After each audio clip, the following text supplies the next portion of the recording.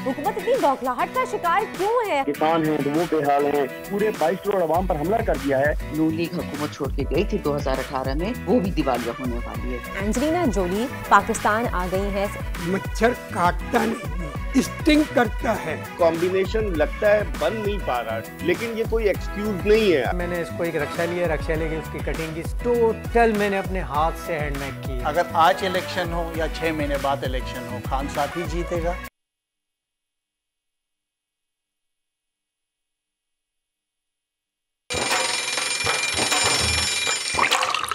आजकल सबकी ही सुबह आउट ऑफ कंट्रोल है, दुनिया बोल है, पूरी दुनिया बोल है।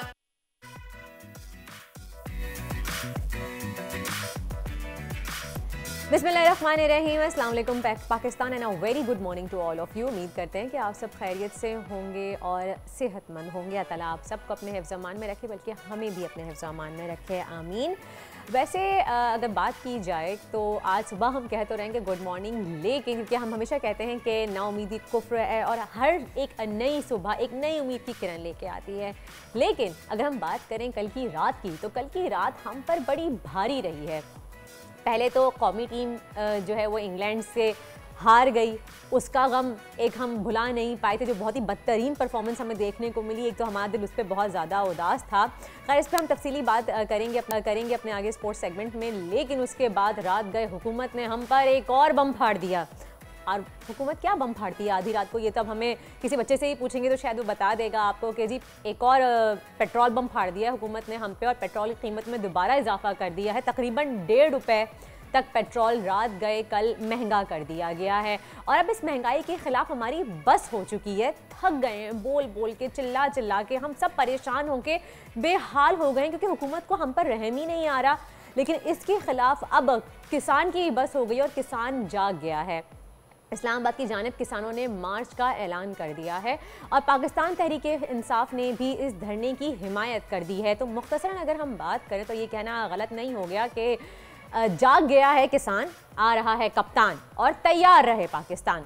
अब देखना ये है कि ये मैच कौन जीतेगा, इसी पर बात करेंगे। लेकिन उससे पहले हम नज़र डालते हैं आज की टॉप स्टोरीज पर। जाग गया किसान, आ रहा है कप्तान, तैयार रहे पाकिस्तान। इंपोर्टेड हुकूमत के खिलाफ फैसला कुन मैच का वक्त आन पहुंचा। इस्लामाबाद की सड़कों पर दमादम मस्त कलंदर की तैयारी, इंपोर्टेड हुकूमत पर खौफतारी। पाकिस्तानियों के लिए रात भारी, एक तो कौमी टीम की हार का गम, फिर हुकूमत के सितम। पेट्रोल 1.5 रुपये महंगा कर दिया, आवाम के सब्र का इम्तिहान लिया जा रहा है। एक मच्छर ने मुसीबत डाल दी, कराची में dengue out of control. Corona के बाद एक और वबाई सूरत हाल बनती दिखाई दे रही है। अस्पतालों में बेड्स फुल, हुकूमती इंतजामात न होने के बराबर। और रक्षे को कैसे जीप बनाया, कराची के शहरी ने कर दिखाया बड़ा कारनामा। मॉडल को सनती मंजूरी मिल जाएगी तो पाकिस्तान की सबसे सस्ती गाड़ी बन सकती है। कल रात गए एक बड़ी पॉलिटिकल डेवलपमेंट सामने आई है। किसानों ने आज एहतजाज की कॉल दे रखी है, लेकिन पीटीआई की जानिब से इस एहतजाज की हिमायत के बाद हुकूमत खौफ का शिकार दिखाई दे रही है। रेड जोन को सील कर दिया गया है, कंटेनर्स लगाए जा रहे हैं और यहाँ तक के खंदकें भी खोदी जा रही हैं। आखिर इस्लामाबाद में चल क्या रहा है, क्यों हुकूमत इतनी ज़्यादा खौफ का और परेशानी का शिकार है कि खंदकें खोदी जा रही हैं, स्पेशल पुलिस फोर्सेस बुलाई जा रही हैं, यहाँ तक के कहा जा रहा है कि इस तरह के ड्रोन बुलाए जा रहे हैं जो आंसू गैस की शेलिंग कर सकते हैं, टीयर गैस के एक्स्ट्रा मंगवा लिए गए हैं उन्होंने ताकि कि फेंका जा सके। आखिर एकदम से रातों रात हुआ क्या है, तमाम सूरत हाल के बारे में जानेंगे। हमारे रिपोर्टर राव रिजवान हमारे साथ मौजूद है इस्लामाबाद में, उनसे अपडेट लेते हैं। अस्सलाम वालेकुम राव। ये बताइएगा कि अचानक से हुआ क्या है इस्लामाबाद में, रात गए एकदम से किसानों की कॉल आ गई है जी इस्लामाबाद आने की, और इस्लामाबाद में क्या चल रहा है इस वक्त?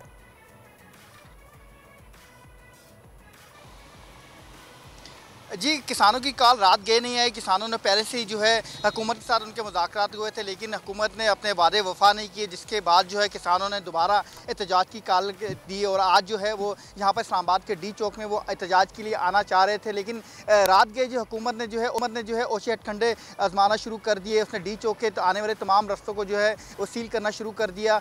कंटेनर की दीवार खड़ी कर दी गई। नादरा चौक को मुकम्मल तौर पर बंद कर दिया गया है। उसके अलावा ये डी चौक है, पार्लियामेंट जाने का रास्ता है, इसको बंद कर दिया गया। उसके अलावा मैरिट चौक पे भी जो है कंटेनर पहुंचा दिए गए। सिर्फ एक रोड जो रास्ता है मारगरा को जाने वाला, उस रास्ते को खोला गया है। एक तो हुकूमत के दावे किए जाते हैं कि जमहूरी हुकूमत एहतजाज का हक सबको है, लेकिन दूसरी तरफ जो है एहतजाज के जो करने के लिए आने लोग हैं उनके लिए रुकावटें खड़ी कर दी गई हैं। अभी भी इस टाइम डी चौक में इस्लामाबाद में भारी तादाद में पुलिस की नफरी आ चुकी है और नफरी मंगाने का सिलसिला जारी है।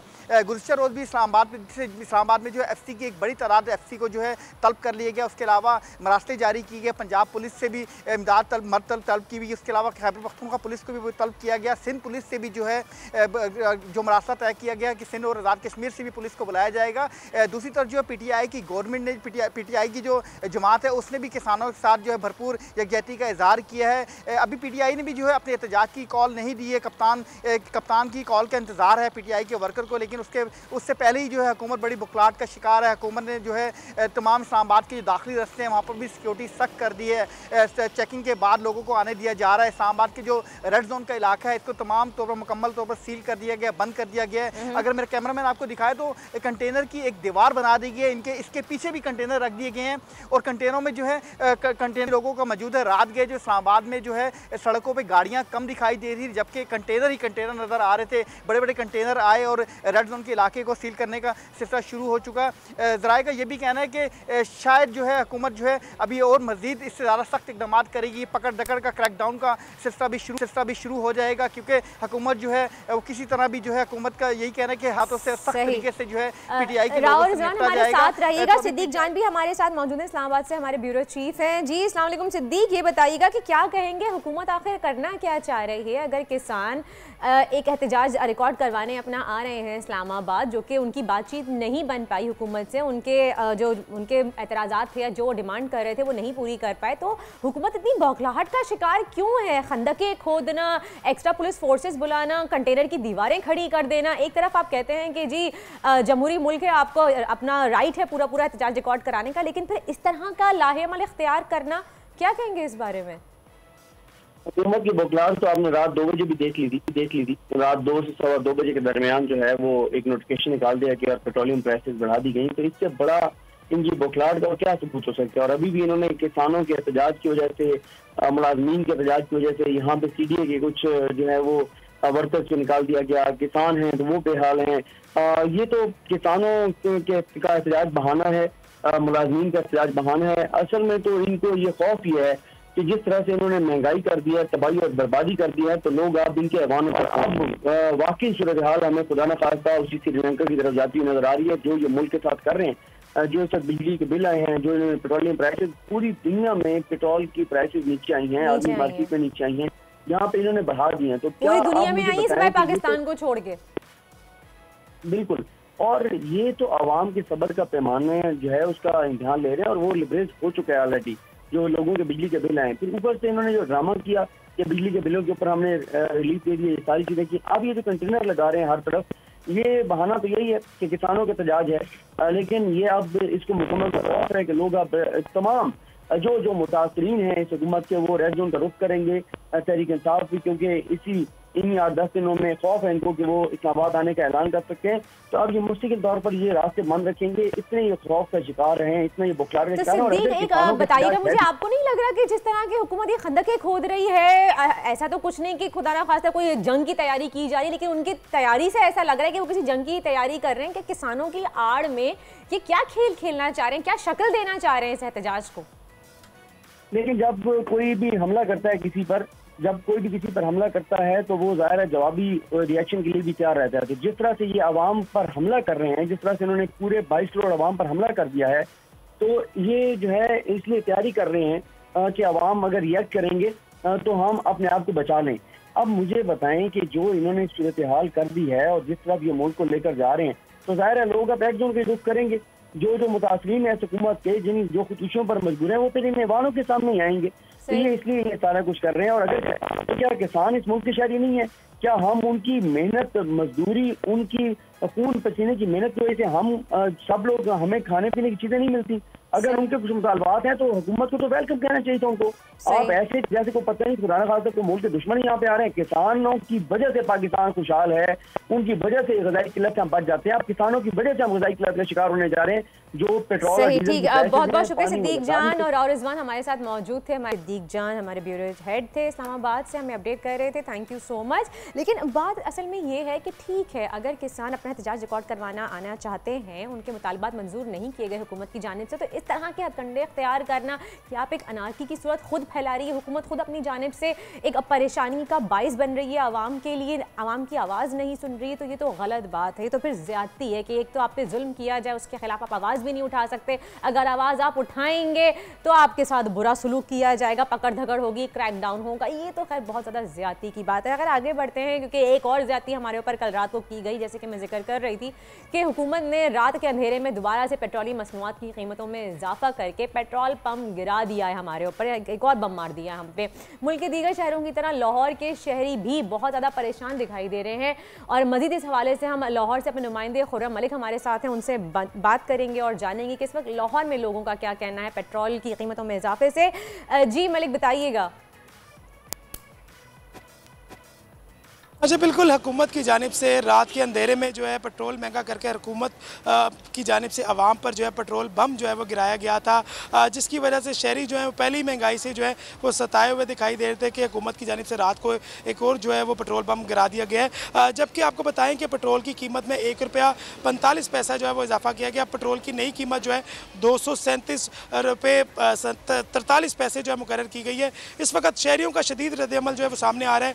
मैं इस वक्त पेट्रोल पंप पे मौजूद हूँ, मेरे साथ शहरी भी मौजूद हैं। यकीनन इनसे बात करेंगे और जानने की कोशिश करेंगे कि इनका क्या कहना है इस हवाले से। सर बताइएगा, पेट्रोल की कीमत में इजाफा कर दिया गया, क्या कहना चाहेंगे? जी ये देखें, ये नालायक हुकूमत है।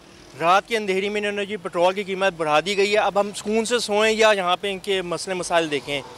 अब हम पेट्रोल इतना महंगा हो गया, हम अपने बच्चे बीवी बच्चों को पालें या पेट्रोल के रेट के पीछे हम अपना काम करें। अब कीमत आपको पता है जनाब, जैसे हमारी सैलरियाँ इतनी इंक्रीज नहीं होती, लेकिन पेट्रोल आए दिन महंगा हो जा रहा है। अब हम क्या करें, बेरोज़गारी भी इसकी वजह से बढ़ती जा रही है मार्केट में। और नालायक शहरी मेरे साथ मौजूद है। जी सर बताइएगा, रात को ₹1.45 जो है वो इजाफा किया गया पेट्रोल की कीमत में, क्या कहना चाहिए? वो जी मेरी गल सुनो, ये पेट्रोल सस्ता होना चाहिए। हुकूमत को अपील करने हैं सर जी, असी बच्चे पाल के पेट्रोल पवाइए, त्याडी मेहरबानी इनू सस्ता करो, असी बड़े परेशान हाँ।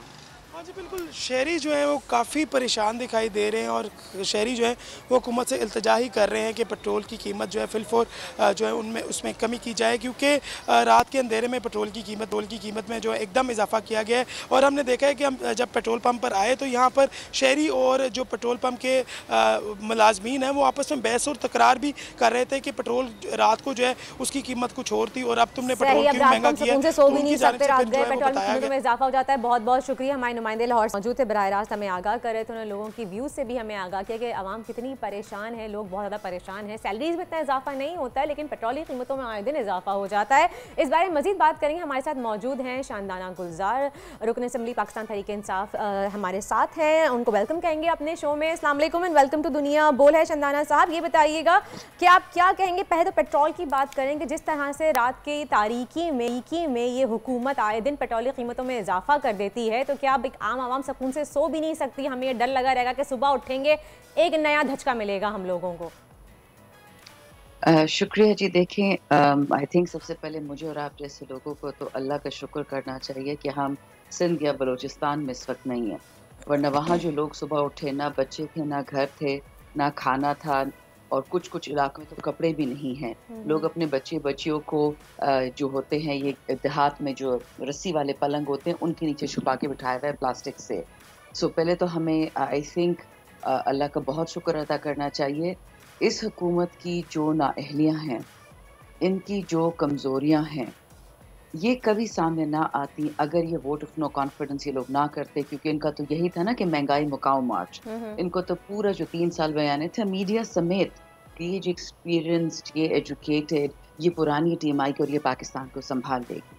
आपने भी देख लिया, हमने भी देख लिया कि उन्होंने पाकिस्तान का क्या हाल किया है। जिस दिन से इन लोगों ने वोट ऑफ नो कॉन्फिडेंस की एप्लीकेशन डाली नेशनल असेंबली में, उस दिन से दिवालिया की बातें शुरू हो गई। उससे पहले किसी एक दिन दिवालिया की बात नहीं हो रही थी।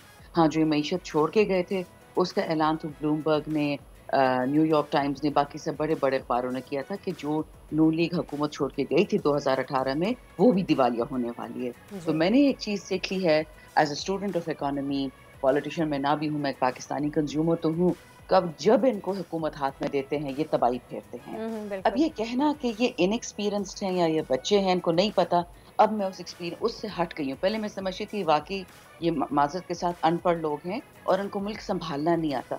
अब मैं एक और कंक्लूजन पे आ गई कि ये अनपढ़ नहीं है, ये बदनीयत हैं।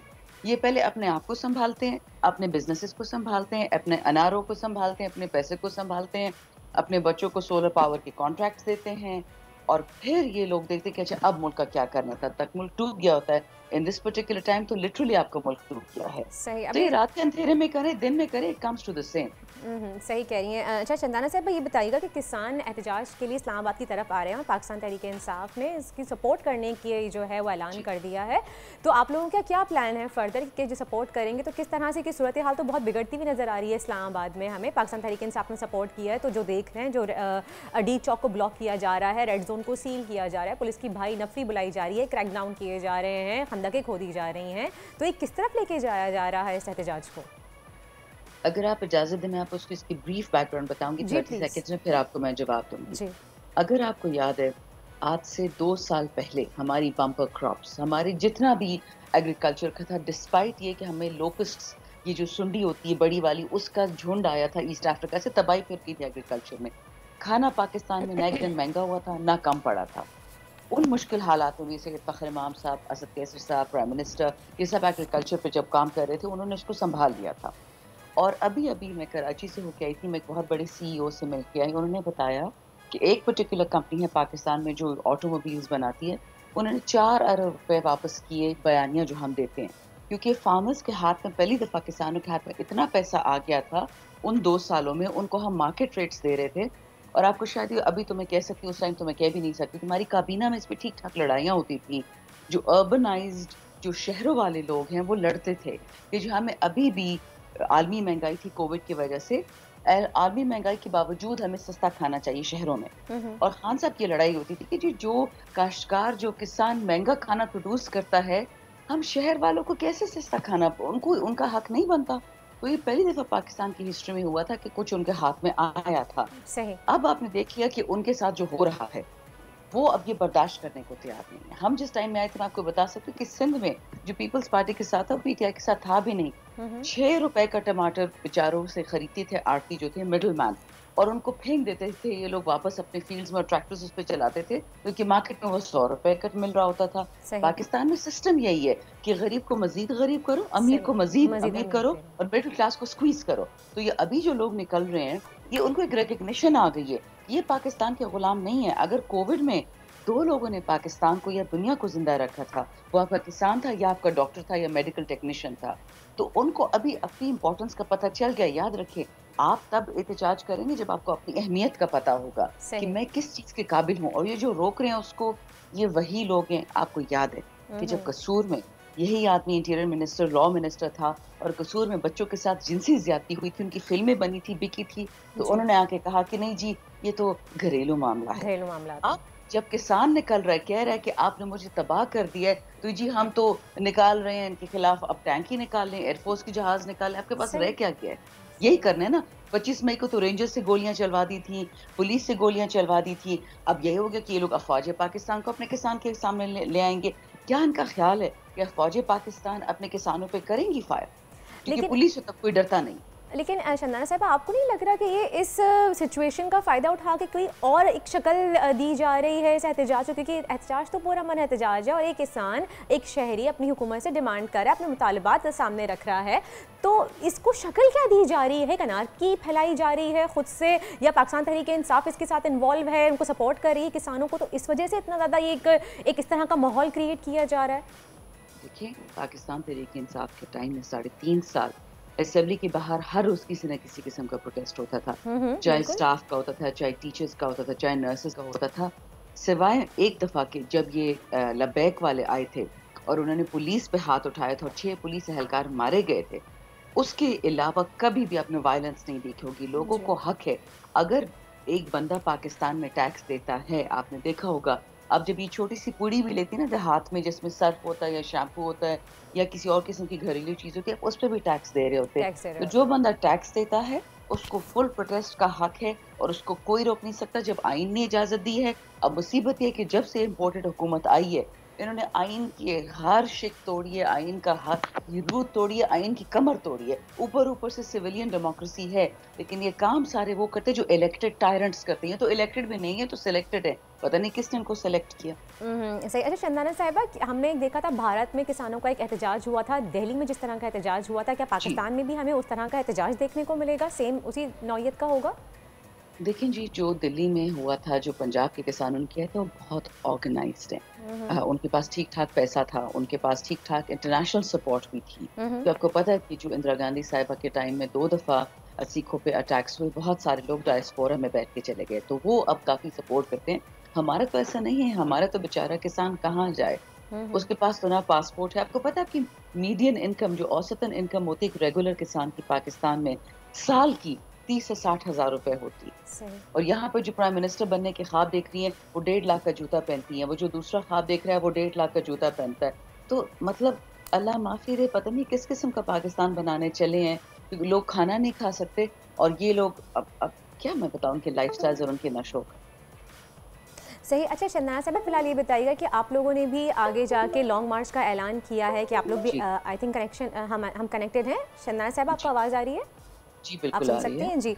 आप पाकिस्तान तहरीक इंसाफ ने भी आगे सितंबर के आखिर में लॉन्ग मार्च की कॉल देने का ऐलान किया है कि अब इससे ज़्यादा आप लोग वेट नहीं करेंगे, हुकूमत को और टाइम नहीं दे सकते, आप लोगों को साफ शफाफ इलेक्शन चाहिए। और अभी किसान की सपोर्ट में पाकिस्तान तहरीक इंसाफ ऑलरेडी इस्लामाबाद की तरफ जा रही है एहतजाज करने के लिए। तो अगर ये धरना प्रोलॉन्ग हुआ तो क्या फिर इसी को आप लोग कंटिन्यू करेंगे, उस धरने से मिला देंगे? क्या वो धरना अलग से कॉल दी जाएगी उसकी, या वो अलग से होगा? देखिए, इस वक्त तो ये सिचुएशन फ्लूइड है, लेकिन इसका भी मैं हल्का सा बैकग्राउंड बता दूं। पाकिस्तान तहरीक इंसाफ इस वक्त 4 सूबों में है, Punjab, KP, Balochistan, AJK। Strategically मैंने बहुत शोज पे कहा हुआ है कि हमें सूट करता है कि हम हुकूमत में इसी तरह चुपचाप बैठे रहें और इनकी तबाही देखते रहें। मसला ये नहीं कि हमने PDM की तबाही देखनी है, इशू ये है कि हमने पाकिस्तान की तबाही रोकनी है। आपने फ्लड्स में मिसमैनेजमेंट को देख लिया। अभी एक खातून की मैं वीडियो देख रही थी कि सिंध के कुछ खास लोग हमारे पास आते हैं, फ़ोन नंबर मांगते हैं ख़वातीन से कि नंबर दे तो आपको इमदाद मिलेगा। आप समझ जाएं कि इसका मतलब क्या है।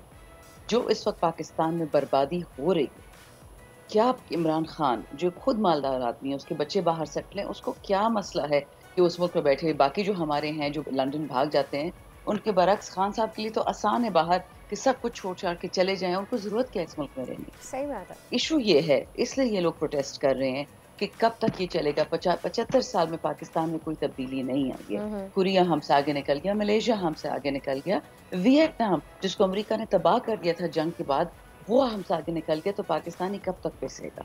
सिर्फ ये उसकी इमरान खान की उनकी एक ही ये डिटर्मिनेशन है, उनकी एक ही ये मकसद है और हम सब उनके साथ खड़े हैं। हम सब आपकी तरह सफ़ेद पोश लोग अपनी नौकरियां छोड़ के आए हैं, अच्छी अच्छी नौकरियां बाहर मुल्क छोड़ के आए हैं तो शायद हम पाकिस्तान के लिए कंट्रीब्यूट कर सकें। तो इस तरह तो फिर हम नहीं छोड़ेंगे।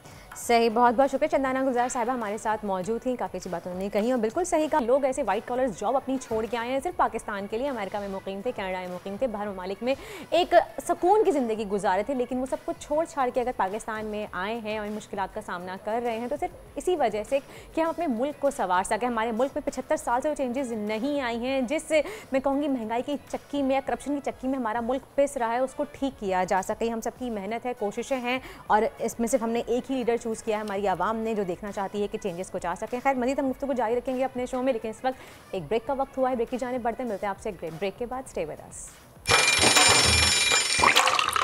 आजकल जिंदगी ही सुबह आउट ऑफ कंट्रोल है, दुनिया बोल है, दुनिया बोल है। Welcome back after the break. आप देख रहे हैं दुनिया बोल है और कल से सोशल मीडिया पे हम देख रहे हैं कि एक खबर बहुत ज़्यादा सबकी नज़रों से गुजर रही है और बहुत ज़्यादा हाइप क्रिएट हुई हुई है इसकी। एंजेलिना जोली पाकिस्तान आ गई हैं सैलाब मुतासरीन की मदद करने के लिए, कि सैलाब से मुतासर और मुश्किल घड़ी में फंसे हुए लोगों की मदद को अब एंजेलिना जोली पहुँच गई हैं यहाँ पर। वैसे तो और भी बहुत से लोग हैं जो मदद कर रहे हैं, इस वक्त हॉलीवुड से आ रहे हैं, वैसे ही मदद करते हैं। हॉलीवुड की मशहूर अदाकारा हमने देखा एंजेलिना जोली हमेशा सोशल वर्किंग बहुत ज़्यादा करती हैं, पाकिस्तान में भी आती हैं। 2010 में भी जब आया था सैलाब तो उस वक्त भी यहाँ पे आई थी, लोगों की मदद की थी, ज़लज़ले के टाइम पे भी ये आई थी।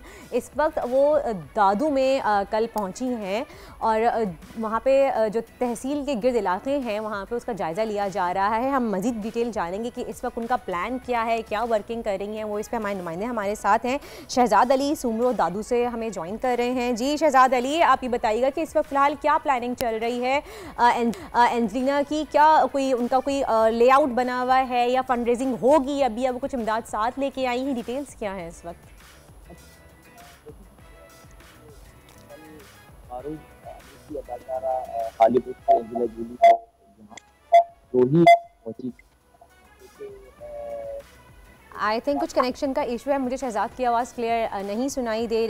दोबारा से हम कनेक्ट करने की कोशिश करेंगे, लेकिन आप ये देखिए हमेशा हम जिक्र करते हैं कि अपने सैलाब मुतासरीन की मदद करने का हमारे भाई बहन हैं जो इस वक्त बहुत ही मुश्किल दौर से गुजर रहे हैं। खुले आसमान के नीचे हज़ारों लाखों बच्चे, बूढ़े, प्रेग्नेंट ख़वातीन वहाँ पे इस वक्त फंसी हुई हैं, तो हम सबको मदद करनी चाहिए, एकजुट होकर खड़े हो जाना चाहिए। और इसी मदद के लिए हॉलीवुड की मशहूर अदाकारा एंजेलिना जोली भी वहाँ पर कल पहुँची हैं दादू में, और अभी हम उनसे जानेंगे मज़ीद की क्या डिटेल्स हैं। शहजाद हमारे साथ दोबारा कनेक्ट कर चुके हैं। शहजाद जी बताइएगा क्या अपडेट्स हैं इस वक्त? देखिए जी, ये मारूफ अमरीकी अदाकारा जो है एंजेलिना जोली, वो कल दादू जो ही पहुंची है सैलाबज़दा इलाका में। उन्होंने यहाँ पर जो मुख्तलिफ देहाती इलाके थे, कश्तियों में जाकर वहाँ पर जो छोटे बच्चे और ख़वातीन उनसे जाके मिलिए और उन्हें मतलब इस दुख के जो हालात हैं वहाँ पर जो है उन्होंने उनसे मालूम किए, मसाइल मालूम किए। जबकि जो अपडेट्स ये हैं कि वहाँ पर उन्होंने गिफ्ट्स और तोहफे भी पेश किए उन्हें, और साथ में ये भी जो है उन्हें यकीन दहानी कराई कि इस दुख की घड़ी में जो है हम आपके साथ हैं। ताहम यहाँ के जो सैलाबज़दा के मुख्तलिफ इलाके हैं जो सिंध के अंदर, दादू के अलावा जो दीगर इलाके, उन्होंने भी वहाँ पर दौरा भी किया है। अब जिस तरह से जो है 2010 में और माजी के जो मुश्किल हालात में पाकिस्तान में भी एंजेलिना जोली पहले भी आई थी, तो अब भी यहाँ पर दादू में वो पहुँची हैं। ये कल दोपहर का जो वक्त था वह दादू में यहाँ पर शदीद गर्मी होती है और हब्स का माहौल होता है, लेकिन इतनी बड़ी मारूफ अदाकारा जिसका यहाँ पर पहुँचना और सोशल मीडिया पे यहाँ के जो मुकीम लोगों ने उनका खैर मकदम किया है कि दूर से लोग जो है उनके मुश्किल हालात में उनके साथ नहीं छोड़ रहे हैं। ताहम अगर बात करें दादू में, यहाँ पर जो अब की जो हालात हैं, छोटे बच्चे ख़ास तौर पर मुख्तलिफ जो डिजीज़ हैं और जो वबाई अमराज उनमें मुब्तला हो चुके हैं, तो इन सारी खबरों को मद्देनज़र देखते हुए खुसूसी तौर पर उन्होंने जो है मुख्तलिफ बच्चों के साथ मरा तस्वीरें भी, वबाई बच्चों के साथ बातें भी की, उन्हें जो है तोहफे भी दिए। अब तक अब अगर ये कहा जाए कि उनका मजीद क्या प्लान है, शहजाद आगे का प्लान क्या है, मजीद क्या इकदाम किए जाएंगे? कुछ फंड रेजिंग अभी बाद में करेंगे या कुछ फंड की उन्होंने जो है वो ऐलान किया है?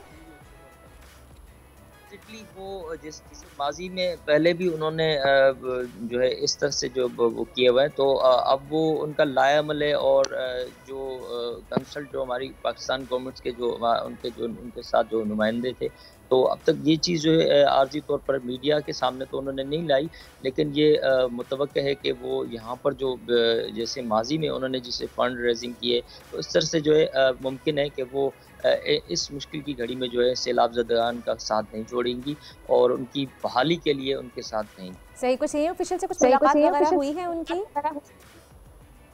यहाँ पर देखिए, यहाँ सबसे डिफ़िकल्ट एरिया होता है जोही का, काचो का, तो सबसे पहले ही वो यहाँ पर जो है जो छंडन मोरी का मकाम है वहाँ पर बजरिया हेली पहुँची। उसके बाद जो है कश्तियों में सवार होके दूर दराज जो इलाके थे जो कि ज़ेर आब थे, वहाँ जाके जो लोग घरों में मैसूर थे उनसे मिलिए, बच्चों से मिलिए, ख़वातीन से मिलिए, उन्हें ये एहसास दिलाया है कि मैं इतने 7 समंदर पार से यहाँ पर पहुँची हुई हूँ सिर्फ आपकी मदद के लिए, जैसे पहले भी थी।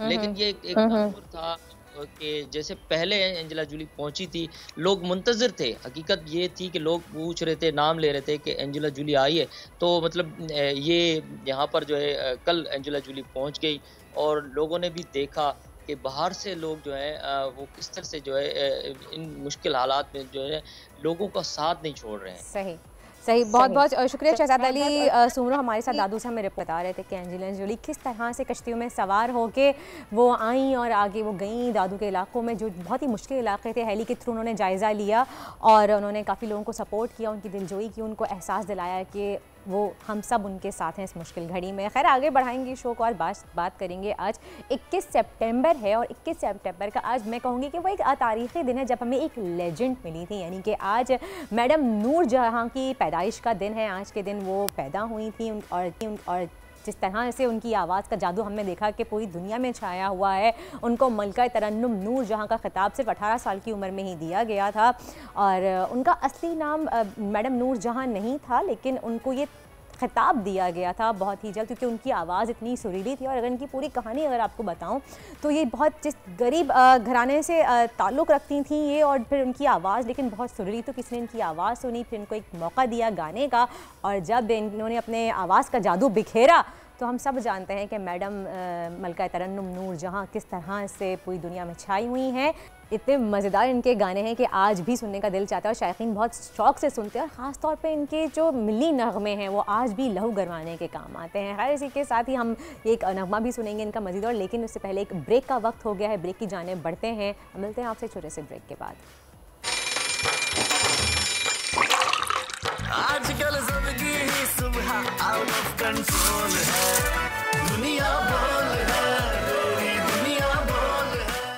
वेलकम बैक जनाब, वापस आ गए हैं हम ब्रेक से और अब कुछ बात कर लें कैसे ख़तरनाक मच्छर की जो हज़ारों जानें निकल गया है, बहुत से लोगों को उसने अस्पताल पहुंचा दिया है। बिलखुसूस अगर हम बात करें सिंध के इलाके की तो सिंध में डेंगू बेकाबू हुआ है और कराची वालों का यहाँ तक कहें कि इस वक्त इतना बुरा हाल है, यहाँ सस्ती तरीन स्प्रे भी जो है वो शहरियों को इजीली नहीं मिल रही हैं। सिंध के अपने महकमा सेहत और एदादो शुमार बता रहे हैं कि अब तक सिंध के 5,500 डेंगू केसेस में से 5,085 केसेस का ताल्लुक़ कराची से है। तो आप सोचिए इस वक्त कितनी बुरी सूरत हाल है कराची में डेंगू की, जबकि एक मामूली मच्छर, मामूली तो मैं नहीं कहूँगी, जानलेवा मच्छर तेज़ी से कराची वालों को कब्रिस्तान पहुँचा रहा है।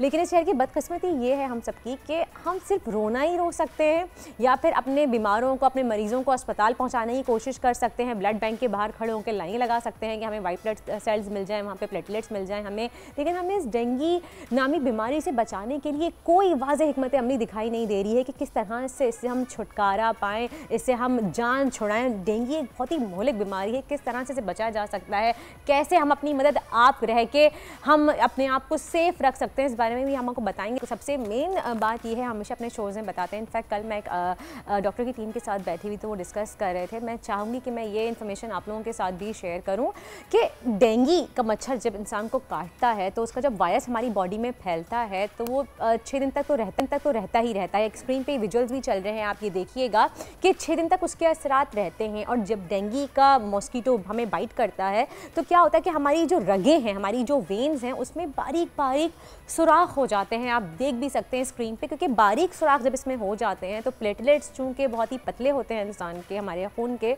तो प्लेटलेट्स उस सुराख में से निकलना शुरू हो जाता है, डिस्चार्ज होना शुरू हो जाता है, जिसकी वजह से प्लेटलेट्स की कमी हो जाती है और फिर उसके बाद पानी भी रिसना शुरू हो जाता है, जिसकी वजह से इंसान में पानी की कमी हो जाती है। डेंगू का मरीज़ डिहाइड्रेट हो जाता है। आप स्क्रीन पे देख भी सकते हैं 6 दिन बाद हमारे प्लेटलेट्स दोबारा से बहाल होना शुरू हो जाते हैं। लेकिन हमें करना क्या होता है? हमें करना ये होता है कि अपने आप को हाइड्रेट रखना है। हम सब कहते हैं कि पपीते के पत्ते पीने से प्लेटलेट्स बढ़ जाते हैं, एप्पल जूस पे नींबू डाल के पीने से बहुत फ़र्क पड़ता है, ठीक है, लेकिन सबसे अहम काम ये है कि जब भी अगर कोई मरीज़ है, आपको लगे कि उसको हाई फीवर हो रहा है बहुत तेज़ बुखार है, जिस्म टूट रहा है, हड्डियों में दर्द हो रहा है, आपकी आंखों के आईबॉल्स में मूवमेंट में तकलीफ हो रही है, तो सबसे पहले आप जाके अपना टेस्ट कराइए। लेकिन उसके साथ ही साथ आप पेशेंट को हाइड्रेट रखिए, बेतहाशा पानी पिलाइए, जूसेस पिलाइए, जितने पिला सकते हैं पिलाइए, ताकि जो पेशेंट है जिसको घायल है, अगर डेंगू खुदा ना खास उसको डायग्नोज हो जाता है तब तक उसमें पानी की कमी ना हो। खैर, इसी पर बात करने के लिए हमारे साथ मौजूद है, मज़ीद डिस्कशन जारी रखेंगे। डॉक्टर NS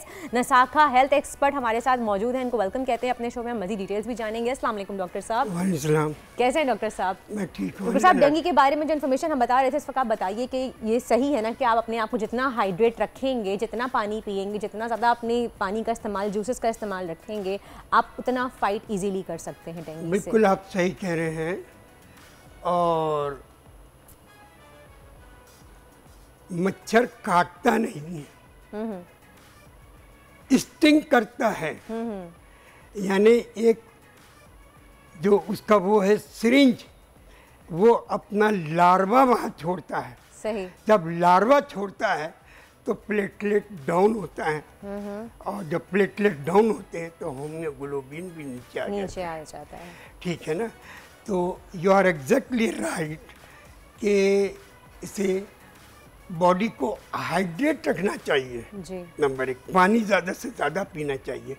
और आपने शुरू में बहुत अच्छा कहा कि एप्पल जूस जो है, अगर ग्रीन रंग का मिल जाए एप्पल, ग्रीन, और उसमें नींबू, और एक चीज़ अहम बता दे रहा हूँ, लोग को ये मालूम है कि नींबू डालने, वो डालने प्लेटलेट नहीं, इसमें थोड़ी सी अजवाइन अगर डाल देंगे तो जो प्लेटलेट काउंट है जो लेवल पर आ गया, 1.5 लाख आ गया है, तो उससे नीचे नहीं आएगा। अच्छा, वो स्टेबल हो जाएगा? स्टेबल हो जाएगा। अरे वाह, ये तो बहुत अच्छी टिप बता दी डॉक्टर साहब आपने। बस ये कि अजवाइन कितना, चौथाई चम्मच? नहीं, एक हाफ पिंच, यानी आधी चुटकी अजवाइन डालें एप्पल जूस में और अपनी प्लेटलेट्स आपके स्टेबल हो जाएंगे। लेकिन अब एक मज़े की बात मैं आपको बताना चाहूँगी और आप भी सुन के हैरान हो जाएंगे कि जब मैंने सुना तो मुझे शौक लगा था। मैंने कहा था क्या वाकई ऐसा हो सकता है? डॉक्टर साहब हमारे साथ है। तो डॉक्टर साहब, मैंने सुना है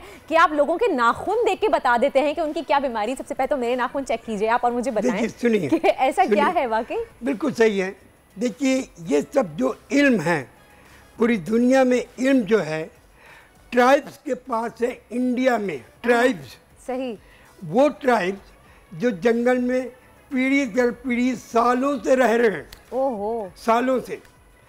तो 12-14 साल तो मैं जंगल में गुजारा हूँ, तो वहाँ पर मैंने नाखून देखना सीखा। वहीं डॉक्टर साहब मेरे नाखून, यस, मैं अभी देख लूँगा, बता दूँगा, कोई मसला नहीं है मेरे लिए।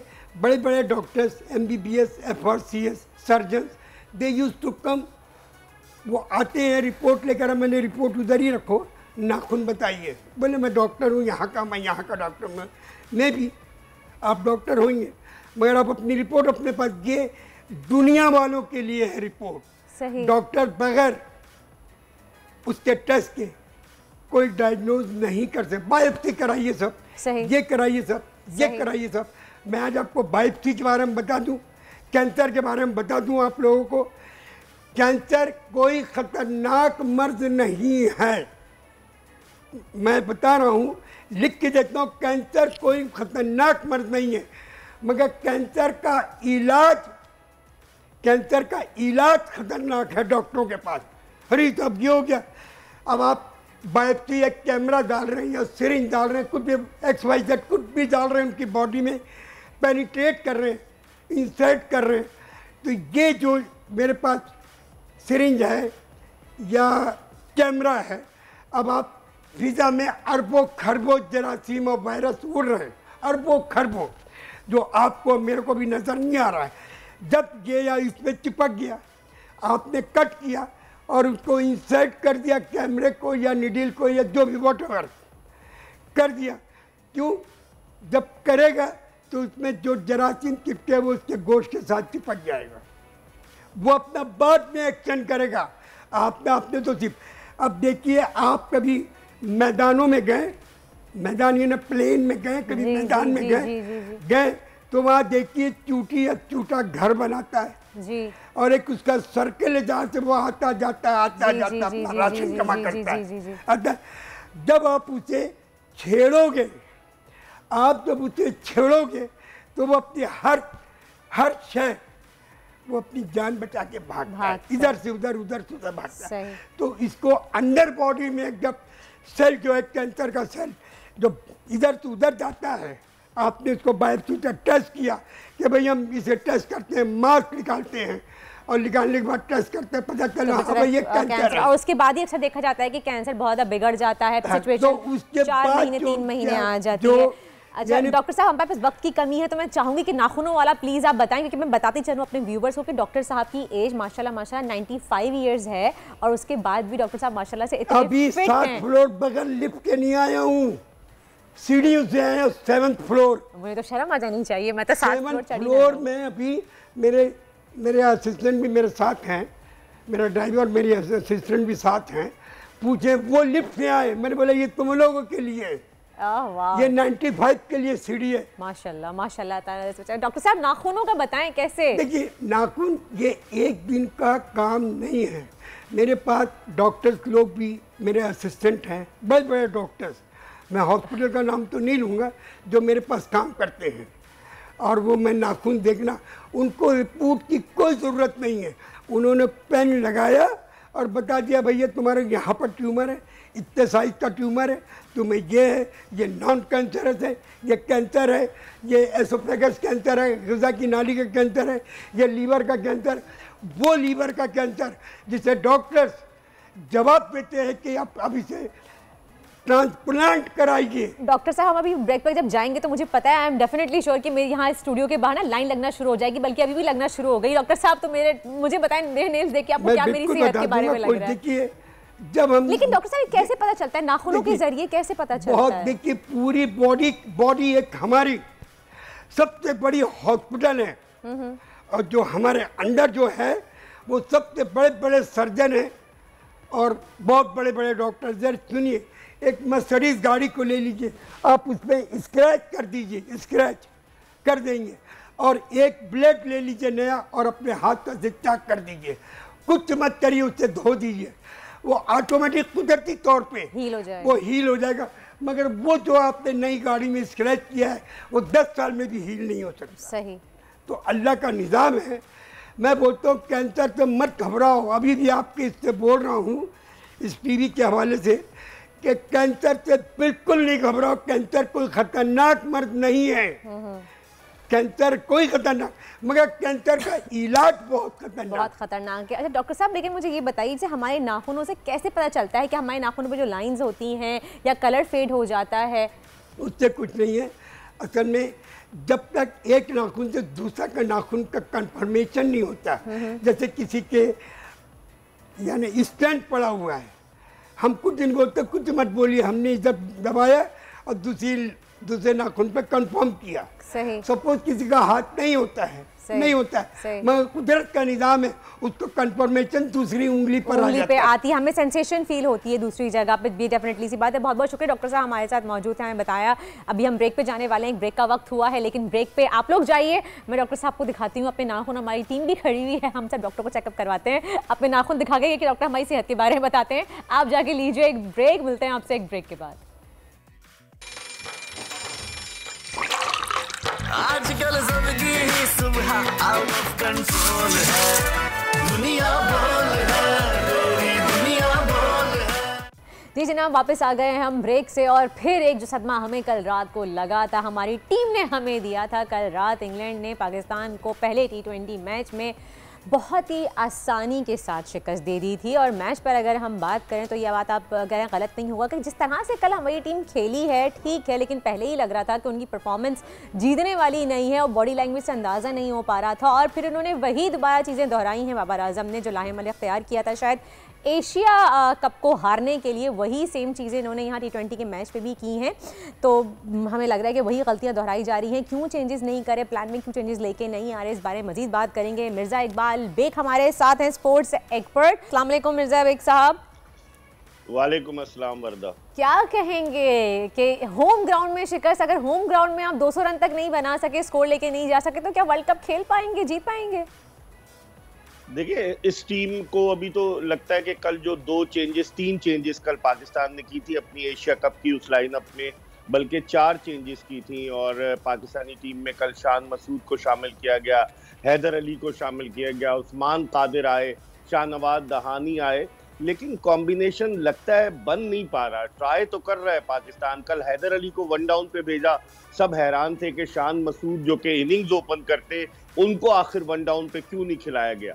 बाद जगहों पर पाकिस्तान ने गलतियां की। एक मरहले पर 10 ओवर्स में पाकिस्तान का स्कोर 87 रन था और ऐसा लग रहा था कि 200 रन तो पाकिस्तान करेगा ही, लेकिन वर्दा वही रोना है मिडिल ऑर्डर का कि मिडिल ऑर्डर ने आखिरी 10 ओवर्स में सिर्फ 71 रन बनाए, जिससे आप अंदाजा लगा सकती, बल्कि 72 रन बनाए, और इससे आप अंदाजा लगा सकते हैं कि मिडिल ऑर्डर आपका अभी भी वल्नरेबल है। वही कारकर्दगी आपकी बरकरार है जो एशिया कप में थी। हालांकि साहब यही गलती एशिया कप में की थी, मिडिल ऑर्डर हमारा वहां भी ठीक नहीं थी, जिसकी वजह से हम एशिया कप हार गए।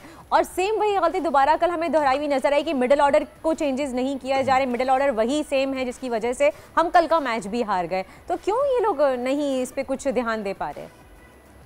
देखिए, अब इन्होंने टीम अनाउंस कर दी है, 14 रुकनी टीम जो कि वर्ल्ड कप में हिस्सा लेगी, तो उन्हीं लड़कों के गिर्द रोटेट करेंगे। आसिफ अली को कल इन्होंने नहीं खिलाया, उन पे बड़ी क्रिटिसिज्म हो रही थी, लेकिन खुशदिल शाह जिनसे बड़ी तवक्कुआत वाबस्ता थी, जिन्होंने इस साल जून में वेस्ट इंडीज के खिलाफ मुल्तान में एक मैच जितवाया भी था, उससे पहले ऑस्ट्रेलिया के खिलाफ भी अच्छी बैटिंग की थी, लेकिन वो मुकम्मल तौर से नाकाम साबित हो रहे हैं। और लगता ये है कि जो ऊपर वाले दोनों ओपनर्स हैं वो इतने ओवर्स कंज्यूम कर लेते हैं कि जब नीचे वालों की बारी आती है तो उन्हें लाठीचार्ज करना पड़ता है, हार्ड हिटिंग करना पड़ती है। लेकिन ये कोई एक्सक्यूज नहीं है। अगर आप पावर हिटर हैं तो आपको जाकर रन तो बनाने। मेरे ख्याल में पाकिस्तान के लिए ये एक परेशानी की बात है, क्योंकि इन विकेटों पर अगर हमारा मिडिल ऑर्डर नाकाम हो रहा है तो T20 वर्ल्ड कप जो ऑस्ट्रेलियाई विकेटों पर है वहाँ हमारे बैट्समैन क्या करेंगे। तो एग्जैक्टली यही मेरा सवाल है कि अभी हम 200 तक हम टारगेट नहीं कर पाए, 200 तक भी स्कोर नहीं कर पा रहे, अपने होम ग्राउंड पे स्कोर नहीं कर पा रहे, तो आगे जाके हम कैसे करें? क्योंकि मॉडर्न क्रिकेट के लिए कम से कम 200 तक तो स्कोर करना लाजमी है, उसके बगैर आप जीत नहीं सकते। यही एक लम्हा फिक्रिया है वर्दा। बाज लोगों की, बाज एक्सपर्ट्स की ओपिनियन है कि बाबर आजम या रिजवान में से कोई एक इनिंग्स ओपन करे, क्योंकि ये दोनों बहुत ज्यादा बॉल्स कंज्यूम करते हैं। कल भी 46 गेंदें खेली रिजवान ने। बाबर आजम का भी स्ट्राइक रेट 120-125 से ज्यादा नहीं है। तो लोगों की ये ओपिनियन, जो एक्सपर्ट क्रिकेट खेले, उनकी ये ओपिनियन है कि आपके ओपनिंग पेयर में तब्दीली की जाए, लेकिन ओपनिंग पेयर में तब्दीली नहीं की जा रही, जिसकी वजह से जिसका खमियाजा पाकिस्तान को भुगतना पड़ रहा है। जब ऊपर वाले डॉट बॉल्स, कल पाकिस्तान ने 32 डॉट बॉल्स खेली, आप अंदाजा लगाएं कि 5 ओवर्स और 2 गेंदें हमने डॉट बॉल्स खेली, वरना यकीनी तौर पर हम 200 रन क्रॉस कर जाते। सही। अच्छा, लेकिन शान मसूद ने मिडिल ऑर्डर में अपने आप को प्रूव किया है, लेकिन फिर भी शान मसूद को वर्दा कल चौथे नंबर पर बैटिंग के लिए भेजा। नासिर हुसैन का मैं क्लिप देख रहा था कि शान मसूद ऐसा बैट्समैन है, उसे ऊपर भेजना चाहिए। उसने कल जो है 7 रन बनाए, लेकिन उसने टीम के लिए खेला कि वो तेज खेलना चाह रहा था, आउट हो गया, कोई बात नहीं। लेकिन इन्होंने लगता है अपनी अना की जिद बनाई हुई है कि शान मसूद को ऊपर नहीं खिलाना, अब चौथे पे खिलाना है। हालांकि उसने जो इंग्लिश काउंटी में चैंपियनशिप में उसने जो रन स्कोर किए वो ऊपर आकर किए, तो हैदर अली से ज्यादा शान मसूद एक्सपीरियंस्ड है। हैदर अली को आप चौथे पे पहले भी खिला चुके, शान मसूद को ऊपर भेजते, लेकिन अब समझ में नहीं आता। और एक लेफ्ट हैंडेड बैट्समैन अगर ऊपर जाता तो बॉलर्स की लाइन और लेंथ डिस्टर्ब करता है। दूसरे इसमें ऐड करूं वर्दा कि जो इंग्लैंड की टीम है, उस टीम के 11 खिलाड़ी ऐसे हैं, अगरचे इंग्लिश टीम पहली मर्तबा पाकिस्तानी सरजमीन पर कोई T20 इंटरनेशनल मैच खेल रही थी, लेकिन 11 खिलाड़ी पाकिस्तान सुपर लीग खेल चुके हैं, इसलिए वो यहाँ की विकेटों से हम आशना है। चाहे वो फिल सॉल्ट हो, चाहे वो एलेक्स हेल्स हो जिन्होंने कल निस सेंचुरी बनाई, बहुत सारे प्लेयर्स उनके जो है वो यहाँ खेल चुके हैं। सही। बेग साहब, अगर हम मिडिल ऑर्डर की बात करें तो सरफराज बेस्ट ऑप्शन नहीं है मिडिल ऑर्डर के लिए?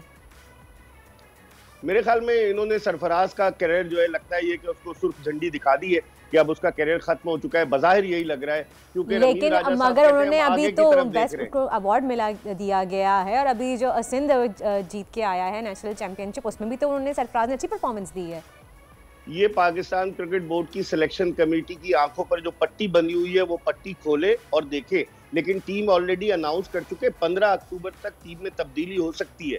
और सरफराज मेरे ख्याल में मोहम्मद हारिस से ज्यादा अच्छा है, सीजन कैंपेनर है, 2007 से इंटरनेशनल क्रिकेट खेल रहा है 15 साल से, और अभी उसने परफॉर्मेंस भी दी जिस तरह आपने कहा।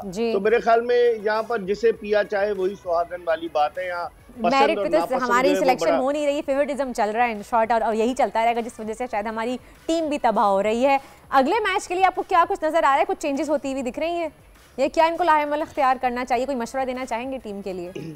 बज़ाहिर तो मुझे मुश्किल नजर आ रहा है अगले चेंजेस, अगले मैच के लिए जो चेंजेस हैं, शायद उस्मान कादिर की जगह वापस आ जाएं शादाब खान, वो कल नहीं खेले, और फिर उसके अलावा फास्ट बॉलर शाहनवाज दहानी खेले, एक नसीम शाह जिन्होंने एक मैच में परफॉर्मेंस दी। अब उनकी परफॉर्मेंस देखे, कल उन्होंने बहुत उनकी पिटाई हुई, तो नसीम शाह की जगह शायद अगर उनको आराम कराएं तो शायद मोहम्मद हसनैन आ जाएं, वरना पाकिस्तानी टीम में कुछ ज्यादा तब्दीलियां नजर नहीं आती। अगर तब्दीलियां नजर नहीं आती तो आपको क्या लग रहा है कि इस रिजल्ट क्या होगा इस सीरीज का, और अगर अभी भी चेंजेस नहीं हो या पीसीबी नहीं जागा, टीम में चेंजेस नहीं की गई, तो हम क्या वर्ल्ड कप जीतते हुए नजर आ रहे हैं आपको? बज़ाहिर तो मुश्किल नजर आ रहा है, लेकिन पाकिस्तानी टीम बर्दा ऐसी टीम है जो कभी खुशी कभी गम देती है, कभी अचानक मजबूत टीमों के खिलाफ ऐसी परफॉर्मेंस दे देती है कि लोग हैरान हो जाते हैं, और कभी कमजोर टीमों से हार जाती है। लेकिन बज़ाहिर पाकिस्तान के लिए वर्ल्ड कप में मुश्किल नजर आ रही है, वहाँ की विकेटों पर, इस मिडिल ऑर्डर के साथ, इस ओपनिंग पेयर के साथ। बॉलिंग हमारी फिर भी बेहतर है, लेकिन कल बॉलिंग ने भी डिसअपॉइंट किया, तो बज़ाहिर मुश्किल नजर आ रही है पाकिस्तान की। सही। अच्छा, तो आप इस बात, इसका मतलब नहीं कि आमिर की बात से आप अग्री करते हैं कि ये चीफ सिलेक्टर की चीफ सिलेक्शन है, जिसके हमें नतीजा भुगतना पड़ रहा है हार की सूरत में? अग्री करेंगे इस बात से? आमिर जो है अपने दिल की भड़ास निकाल रहे हैं, उनका कोई चांस नहीं है। उन्होंने खुद पाकिस्तान की इज्जत और वकार को दांव पर लगाया, और अब वो दूसरों के बारे में इस तरह के अल्फाज कह रहे हैं। लोगों ने, आपने देखा है, उनको बड़ा ट्रॉल किया उनकी, और उनकी तस्वीर लगा दी जो 2010 के टेस्ट मैच की थी जिसमें उन्होंने नो बॉल की। ऐसा कहना नहीं चाहिए। हम भी क्रिटिसाइज करते हैं चीफ सेलेक्टर पर, लेकिन इस तरह की चीजें एक टेस्ट क्रिकेटर को जो पाकिस्तानी टीम का हिस्सा रहा है और जो खुद माजी में एक जुर्म के तहत जो है जेल जा चुका है, उसको ऐसा कहना नहीं चाहिए। लेकिन अभी इंडिया ने स्कोर 208 किया था, ऑस्ट्रेलिया ने उसको चेस कर दिया, और हमारा अगला मैच ऑस्ट्रेलिया के साथ ही है, तो हम कहाँ खड़े हुए नजर आ रहे हैं आपको? नहीं, अब हमारा ऑस्ट्रेलिया के साथ नहीं, हमारा भारत के साथ है 23 अक्टूबर को, और हमारे ग्रुप में साउथ अफ्रीका है, बांग्लादेश है, फिर क्वालिफायर टीम आएगी। तो वर्ल्ड कप में तो काफी ज्यादा मुश्किल लग रहा है हमें, ऑस्ट्रेलिया के साथ तो बहुत ही मुश्किल लग रहा है जीतना हमें, कि वो तो आसानी से चेस कर रही है ना 208 का टारगेट। नहीं वरदा, ऑस्ट्रेलिया जो है वो हमारे ग्रुप में नहीं है, वर्ल्ड कप में ऑस्ट्रेलिया दूसरे ग्रुप में, लेकिन ऑस्ट्रेलिया की विकेटें बाउंसी विकेट्स हैं ऑस्ट्रेलिया की कंडीशंस डिफरेंट हैं, वहाँ की बाउंड्री लाइन लंबी है, तो वहाँ अपने आप को एडजस्ट करना इन विकेट्स पर 60 T20 खेलकर पाकिस्तान के लिए खासी मुश्किल होगी। सही, ठीक है, बहुत बहुत शुक्रिया मिर्ज़ा बेग साहब हमारे साथ मौजूद थे। उन्होंने कहा जो टीम की सिलेक्शन जिस तरह से हुई हो, हमारी टीम खेल रही है, हमें लग नहीं रहा, हमें दिल पे पत्थर रख के ये बात एडमिट कर लेनी चाहिए कि हमारे लिए वर्ल्ड कप जीतना बहुत मुश्किल है, लेकिन फिर भी उम्मीद पे दुनिया कायम है। क्या पता हमारी टीम में जोश आ जाए, अल्लाह ताला मेहरबान हो जाए हम पे, तो शायद हम जीत जाएं। खैर, मैच के शायकीन तो बहुत ज़्यादा है, मुझे लग रहा है टीवी वगैरह टूटेंगे इस वर्ल्ड कप में, लेकिन आगे हम देखेंगे। लेकिन फिलहाल हम बात कर लेते हैं पाकिस्तान के टैलेंट की। जैसा कि हम सब जानते हैं कि पाकिस्तान में टैलेंट की कोई कमी नहीं है। आप सोच सकते हैं कि महंगाई के दौर में सिर्फ 5 लाख रुपए में एक ऐसी गाड़ी अगर तैयार हो जाए जिसका इंजन सिर्फ 200 सीसी हो, आप सोच सकते हैं तो क्या होगा इस महंगाई के दौर में। लेकिन ये कारनामा सरअंजाम करके दिखाया है कराची कोरंगी के इलाके में रहने वाले अब्दुल रज़ाक ने, क्योंकि जितनी तारीफ़ की जाए इस वक्त वो कम है, क्योंकि उन्होंने एक रक्षा जो है उसके इंजन को पूरी तरह से जीप बना दिया है। और सबसे मज़े की बात यह है कि उनके पास कोई बड़ी फैक्ट्री नहीं है इन तमाम कामों के लिए, बल्कि सिर्फ एक वेल्डिंग प्लांट से और एक ड्रिल मशीन की मदद से उन्होंने इस रक्षे को पूरा जीप में कन्वर्ट कर दिया है। और बस उन्होंने जिस पे गाड़ी पे कलर करवाया है वो बाहर से करवाया है। हम आपकी मुलाकात भी कराते हैं अब्दुल रज़ाक से। अब्दुल रज़ाक हमारे साथ मौजूद है, उनको वेलकम कहते हैं अपने शो में। एक बड़ा कारनामा सर अंजाम दिया है। अस्सलाम वालेकुम अब्दुल रज़ाक साहब एंड वेलकम टू दुनिया बोल। सबसे पहले मुझे ये बताइए, आप ये जीप क्यों लेके नहीं आए? मुझे चलानी है ये जीप। असल में मुझे अभी मैं करता हूँ वर्क इंडस फार्मा के अंदर, तो जो है वहाँ फैब्रिकेटर एंड वेल्डर हूँ मैं, तो अभी मुझे यहाँ से वहाँ जाना है, इसलिए मैं लेके नहीं आया ये। और बस ये मुझे अगली बार आप इनको बुलाइए और जीप के साथ बुलाइए, मैं खुद जीप चलाऊंगी और बाहर से आप मुझे शूट कीजिएगा, मैं ऑफिस के अंदर आते हुए ना जीप चलाते हुए आऊंगी। बिल्कुल ये बिल्कुल। रक्षा है जी, और रक्षे को आपने जीप में कन्वर्ट किया कैसे? लोग जो 4 व्हील को तो करते हैं कि यानी कि गाड़ियाँ बनाते हैं लोग, किसी का दरवाज़ा चेंज कर दिया, किसी का मडगार्ड चेंज कर दिया। तो मैंने कोशिश की, मैंने बोला कि यार कुछ ऐसा करना चाहिए कि दुनिया के अंदर अपना भी नाम हो और जो अल्लाह ने दिमाग दिया है उसको भी इस्तेमाल में लें। ये बहुत बड़ा एकदम मेरे जहन में आया कि लोग जो है मोटरसाइकिल के ऊपर बाहर ममालिक में ये गाड़ियाँ, छोटी मोटी गाड़ियाँ तैयार कर रहे हैं।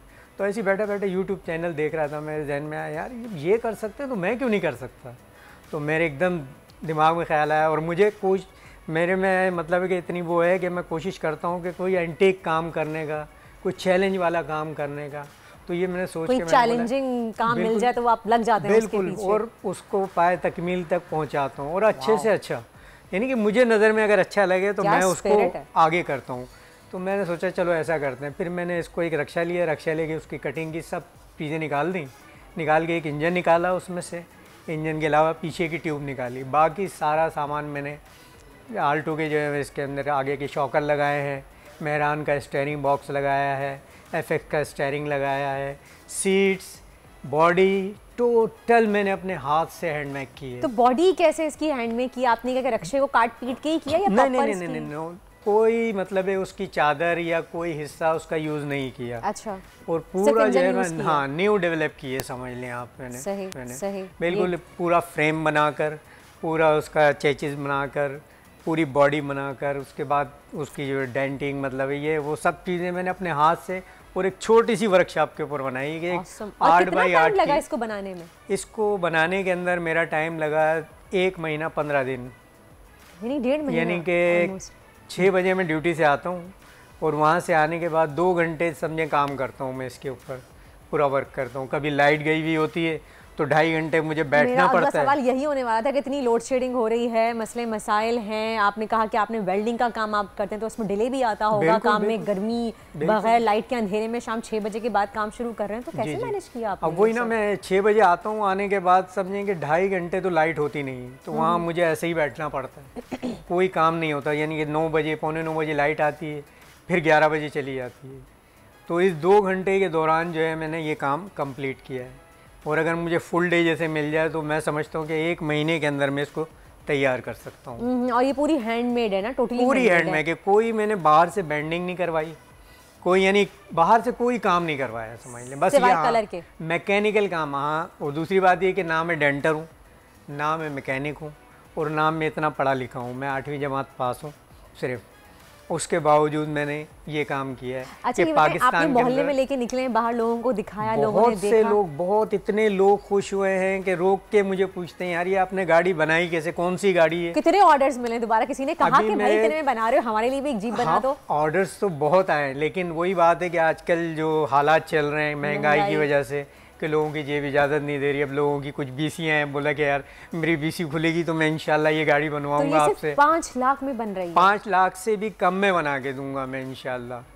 4 से 4.5 लाख के दरमियान ऐसी गाड़ी में तैयार करके गरीब आदमी के लिए दे सकता हूं। कंपनीज का क्या होगा जो इतनी महंगी महंगी गाड़ियां बेच रहे हैं? एक गाड़ी जो है वो 60-70 हज़ार से कम में नहीं है, वो लाख से 70 हज़ार कह रही हूँ, मैं भी कौन सी दुनिया में रह रही हूँ ना लाख से कम की नहीं है। और वहाँ पे आप एक ज़बरदस्त जीप आप 4.5 लाख से 5 लाख के दरमियान बना के दे रहे हैं, तो आप तो छा जाएंगे फौरन। आपको किसी ने कांटेक्ट किया? असल में मैंने ये गरीब आदमी के लिए सोचा है ना कि अब एक गरीब आदमी, 2 बच्चे हैं उसके, वो मोटरसाइकिल पे जाता है, बच्चे रात में सो जाते हैं, सेफ नहीं है, 2 व्हील की सवारी है, तो वो जो है कहीं रात में आते हैं तो कोई बच्चे सो जाते हैं तो कितनी परेशानी होती है। और लेडीज बैठी हुई होती है पीछे, बुरका अगर फंस गया चैन के अंदर आ गया, तो इतने एक्सीडेंट देखता हूँ मैं, तो मैं एकदम जहन में आया कि क्यों ना यार ये गरीब आदमियों के लिए कुछ किया जाए। इसका पेट्रोल एवरेज कितना होता है? पेट्रोल एवरेज इसका नो प्रॉब्लम, बिल्कुल ऐसा है कि जैसे मोटरसाइकिल है, 25 से 30 नहीं भाई 25 से 30 किलोमीटर ये 1 लीटर में सफर करती है आराम के साथ। तो बाइक वाला हिसाब होगा? बाइक वाला हिसाब है, 125 की बाइक ले लें और ये ले लें। और दूसरा ये कि इसकी मेंटेनेंस भी बहुत यानी कम पैसों में हो जाती है, जैसे मोटरसाइकिल हम बनवाते हैं इसी तरीके से इसकी मेंटेनेंस हो जाती है।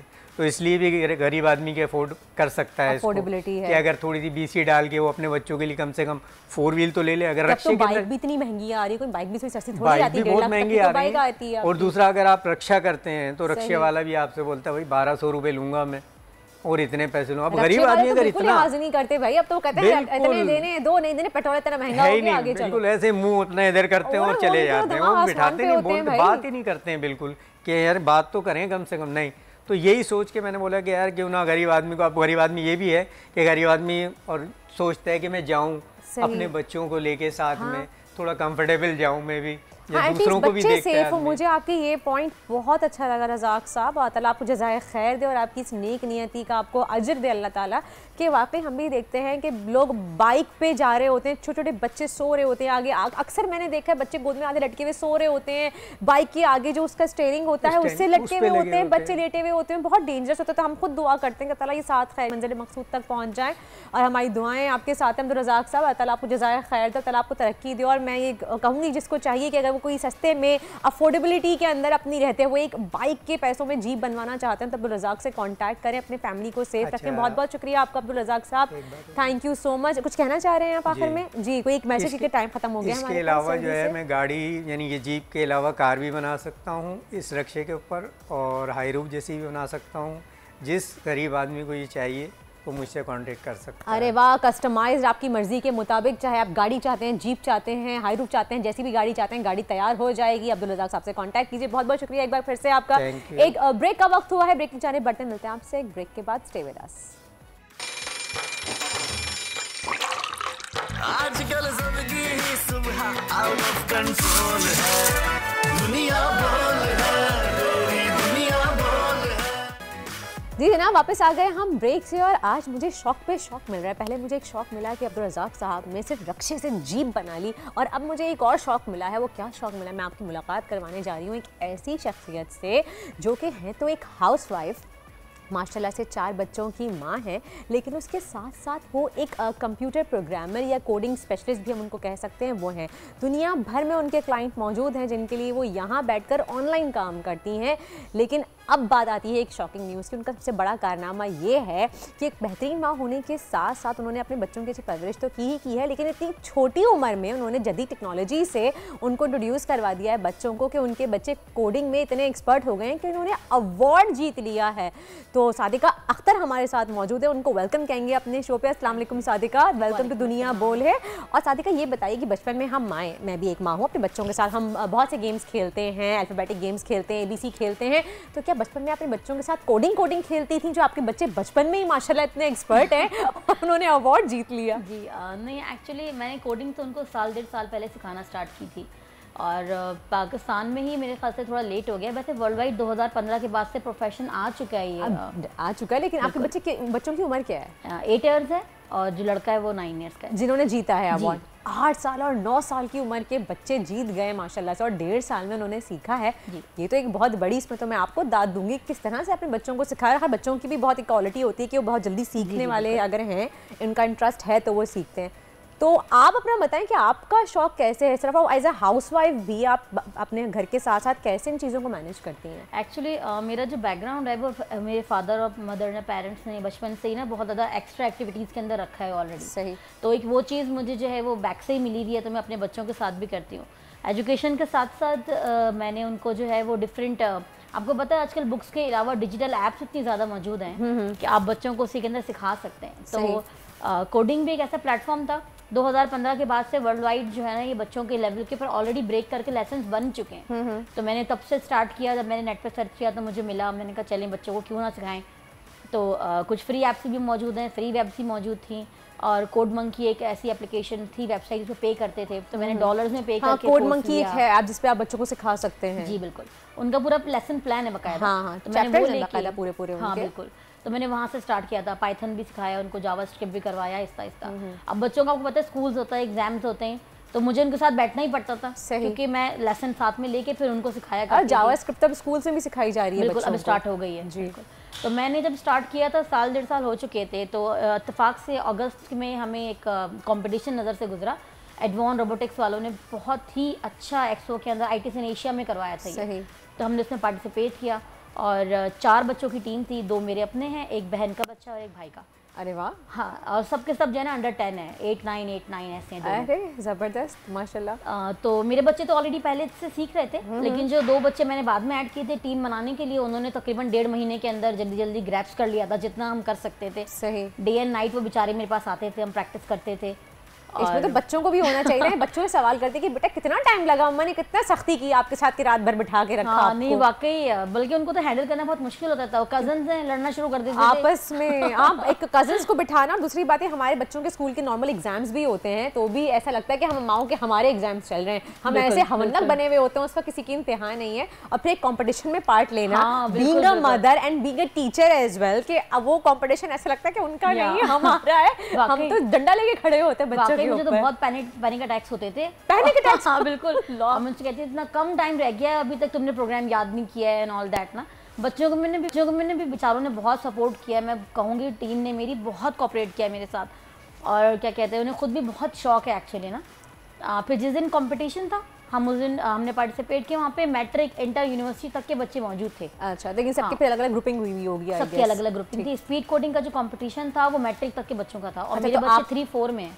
हाँ, क्यों 8-9 साल के बच्चे ग्रेड 4 में ही होंगे। अच्छा, तो इसमें स्पीड कोडिंग थी कि कौन सबसे ज्यादा स्पीड में सबसे पहले कोडिंग करता है? It's like that. हाँ, टास्क ऐसा था कि जो जल्दी सबसे जल्दी कर लेगा। सही। तो वो 4 बच्चों की टीम थी और आपके बच्चों ने माशाल्लाह से अवार्ड विन किया। कांग्रेचुलेशंस, बहुत ही फखर की बात है। आप स्क्रीन पे देख भी सकते हैं माशाल्लाह से कि ये अच्छा प्रोग्रामिंग एक ऐसी IT की फील्ड्स में मेरे ख्याल से पाकिस्तान अब भी बहुत पीछे है, बहुत आगे होना चाहिए। हमारे यहाँ या तो IT की इतनी अवेलेबिलिटी नहीं है, लोगों में अवेयरनेस नहीं है, पहुंच नहीं है। रीजन क्या है इसका?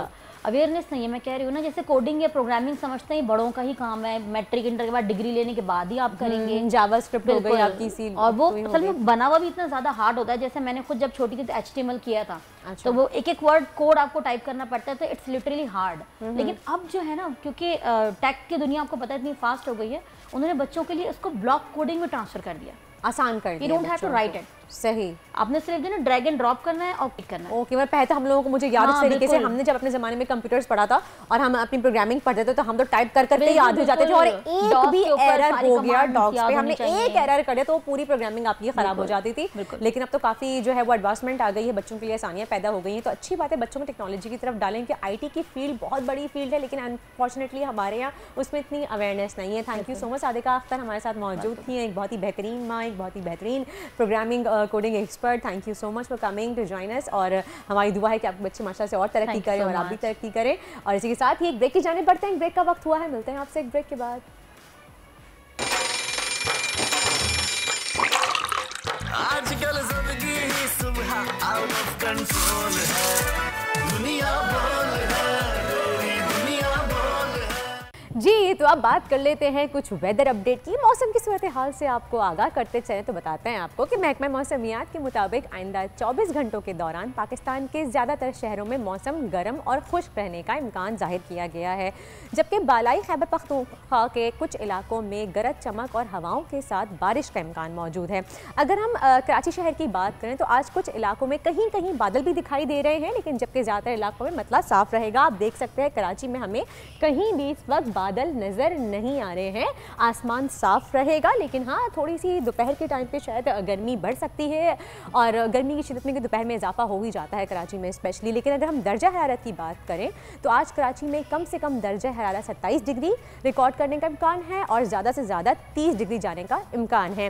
दूसरी जानिब अगर हम पंजाब का रुख करें तो आज लाहौर, गुजरांवाला और सियालकोट के अजला में गरज चमक के साथ हल्की बारिश का इम्कान मौजूद है।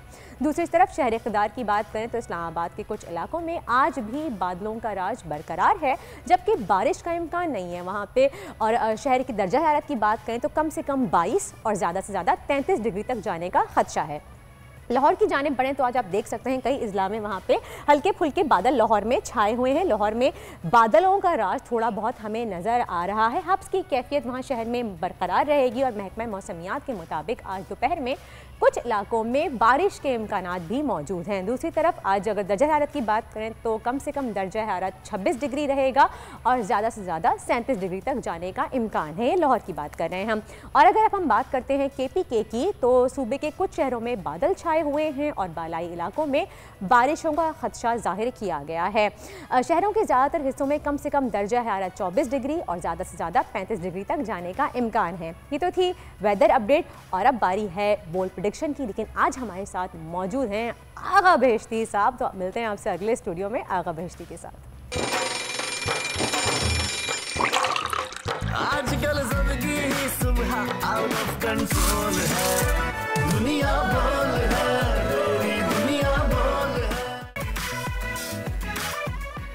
जी जनाब, वापस आ गए हम ब्रेक से। जैसे मैंने ब्रेक पे जाने से पहले आपको बताया था कि हमारे साथ आज मौजूद हैं बहुत ही फेमस एस्ट्रोलॉजिस्ट हैं और ख़ास तौर पे ये खान साहब के साथ साथ आपको नज़र आते हैं। अगर आपने चकवाल का जलसा देखा हो बराह रास्त, तो उसमें भी आगे आगे नज़र आए थे और उन्हें कुछ स्पीच भी की थी, खिताब भी थोड़ा बहुत किया था, कुछ चंद अल्फाज भी उन्होंने कहे थे। और आज हमारी खुशनसीबी है कि फाइनली इस्लामाबाद से यहाँ पर आए हुए हैं, तो हमने कहा क्यों ना हम फ़ायदा उठाएँ और बहिश्ती साहब को अपने शो पर इन्वाइट करें। तो हमारे साथ आज मौजूद हैं। अस्सलाम वालेकुम आगा बहिश्ती साहब, बहुत बहुत शुक्रिया, आपने हमें अपना कीमती वक्त दिया। बहुत मसरूफ होते हैं और ये आपके साथ तीसरी मुलाकात हो रही है। बिल्कुल ऐसे ही कि आप मिलते ही नहीं है ना, कभी लंदन में होते हैं, कभी इस्लामाबाद में होते हैं, मिलते ही नहीं है। आजकल ज्यादातर गिलगित बल्तिस्तान में होता हूँ। सही। और आजकल सियासत का बुखार चढ़ा हुआ है, सियासत का बुखार चढ़ गया है और इलेक्शन भी लड़ा लेकिन हाँ बहुत ही अच्छे तरीके से आपने और इतना क्लोज, इतना करीब और 159 वोटों से हारा। चले कोई बात नहीं, पहली दफा था तो थोड़ी सी हमसे कुछ फैसले जो होते हैं ना, वो सियासत के लिए भी वक्त चाहिए होती है, तो जज्बाती में कुछ जल्दी में फैसले सारे चेक नहीं किए थे इलेक्शन में खड़े होने से पहले? ये सवाल, ये वो वाला हिसाब है कि डॉक्टर अपना इलाज नहीं कर सकता? ये नहीं ऐसे देखो, सितारा शिनास का ये कानून है कि अपने सितारे कभी चेक नहीं करता exactly, वही वाली और ये रूल है बाकायदा हमसे। जब हम पहली दफा ये पढ़ते हैं तो बताया जाता है कि जी आपने अपना चेक नहीं करना, बाकी दुनिया का देख लेंगे। अब देखें एक गुमनाम बंदा जो 25 साल या बैरूनी ममालिक में रहता हो, कराची में 25 साल बाद मैं नगर चला गया, हल्के जो दुनिया की खूबसूरत तरीन वादी, और सबसे कहूँगा एक दफ़ा ज़रूर जाएं। कहाँ पे? नगर, गिलगित नगर। गिलगित नहीं है, उस हल्का फोर से मैंने इलेक्शन लड़ा था। अरे गिलगित नगर, तो अगला वेकेशन मेरा वहीं होगा। मैं अभी छुट्टी की दरख्वास्त बिल्कुल आप आए और आपको शायद मैं अभी से एप्लीकेशन डाल रही हूँ, मैं हॉलिडे पे जा रही हूँ। आप आए क्योंकि हमारे लेफ्ट में हुंजे हैं, दाएं पे नगर हैं। आप जब यहाँ से चली जाओगी तो आपको खुद अंदाजा होगा अल्लाह की कुदरत जो खूबसूरती है वहाँ पर पाई जाती है। आप नॉर्दर्न एरियाज चले जाएं तो आपको लगता है आप जन्नत में आ गए। जन्नत क्या स्विट्जरलैंड, क्या बाहर ममालिक, कसम से आप कश्मीर चले जाएं, आगे गिलगित चले जाएं, हुंजा चले जाएं, इतने खूबसूरत। अभी हमारे बहुत से दोस्त हैं जो हम जाते, जिन्होंने वहाँ जॉब की है, वो वहाँ से वापस आए, उन्होंने सब ने वहाँ ज़मीनें खरीदी हैं, घर बनाए हैं। मैंने किसी एक दोस्त से पूछा आपने क्यों, पहले आईजी रहा गिलगित बल्तिस्तान का, मैंने उनसे पूछा आपने क्यों यहाँ पर घर ख़रीदा, आखिर वजह कराची जैसे शहर छोड़ के? कहने लगा आगा साहब इधर आते हैं ना तो सुबह इसकी जो हवा है ना, बस ये काफ़ी है, सुकून, एक सुकून है वहाँ पे। अच्छा बहिश्ती साहब, आप हमारे साथ थोड़ा फ़ायदा उठाया जाए आपकी मौजूदगी का। बहुत सी आपसे हम अंदर खाने की खबरें पता चल सकती हैं हमें, आप बहुत ज़्यादा खान साहब के क्लोज हैं, तो आखिर होने क्या वाला है आगे? जिस तरह की सूरत हाल नज़र आ रही है हमें, खान साहब इलेक्शन उसकी लॉन्ग मार्च की कॉल दे रहे हैं, लेकिन साथ साथ अभी रिसेंटली सुनने में आया है उन्हें कि कल उन्होंने किसानों को भी सपोर्ट किया है, आज भी एहतजाज के लिए निकल रहे हैं। आगे की फर्दर प्लानिंग क्या है खान साहब की? देखिए खान साहब का तो वो खुद बताएंगे कि सियासी हवाले से जो भी है, मैं तो अपनी इल्मी लिहाज से मैं आपको अपनी राय दे सकता हूँ कि देखिए खान साहब भी बहुत मशवरे लेते हैं। खान साहब के जो सितारे हैं वो बुलंदियों पर हैं, कामयाबियों पर हैं, और आने वाले वक्त, इसलिए नहीं कह रहा कि ये इल्मी राय होती है कि हम देखने वालों को बता दें। दुरुस्त हम खान साहब से मोहब्बत करते हैं, उसके जानिसार हैं, उनके सिपाही है, ये अपनी जगह पर है, मगर जब हम टीवी पे बैठते हैं तो हम यहाँ पर एक मुकम्मल इल्मी राय देते हैं। इल्मी राय ये है कि खान साहब के सितारा बुलंदियों पर है, कामयाबियों पर है। अगर आज इलेक्शन हो या 6 महीने बाद इलेक्शन हो, खान साहब ही जीतेगा, खान साहब ही आएगा, खान साहब ही वज़ीर आज़म होंगे। और कोई माने या न माने, आप ये लिख के रखें, आप नोट करके रखें। बोल टीवी देखने वाले या बोल टीवी की इंतज़ामिया से ये मैं दरख्वास्त करूँगा कि रिकॉर्ड के तौर पर रखा जाए कि आने वाले इलेक्शन में हालात कुछ भी हो, इमरान खान वज़ीर आज़म आया। भाई ये वीडियो जो है वो निकाल के आप इसको चॉप करके मुदस्सिर रख लीजिए अपने पास, सेव कर लीजिए। जब इलेक्शन होंगे उसके बाद हम ये वीडियो चलाएंगे कि बोल न्यूज़ पे आगा बहिश्ती साहब ने आके प्रेडिक्शन की थी और उन्होंने गारंटी के साथ कहा था, इंशाल्लाह ताला कहा है उन्होंने। अच्छा, आपको मैं एक मज़े की बात, अगर इलेक्शन हुए तो खान साहब जीतने वाले हैं। मैं 2007 में, जब मैं 2018 की इमरान खान साहब के बारे में पेशिन गोई करता था तो जीतेगा, तो लोग मुझे तरह तरह के ये ऐसी बातें करता है, से याद है, हम आई थिंक 2008 की बात है ये, आपने एग्जैक्टली एक स्टेट चैनल पे हम लोग बैठे हुए थे, वहाँ पे आपने प्रेडिक्शन की थी, उस वक्त कहीं नामो निशान नहीं था पाकिस्तान तहरीक इंसाफ का, और आपने प्रेडिक्शन की थी कि ये आएंगे, ये वापस जाएंगे, और दोबारा से ये पता नहीं इस तरह से आपने कोई प्रेडिक्शन की थी, कहा गया था कि शायद इन्होंने सही प्रेडिक्शन की है कि नहीं। नहीं, उस वक्त लोग तो मजाक उड़ा रहे थे ना, जब वो फेसबुक पे हम वो वीडियो कट करके लगाते थे, कहते इसको कहाँ इल्म आता है, नवाज शरीफ उस वक्त जनाब अली ये उनको सपोर्ट करते हैं इसलिए मोहतरमा थी और वगैरह थी।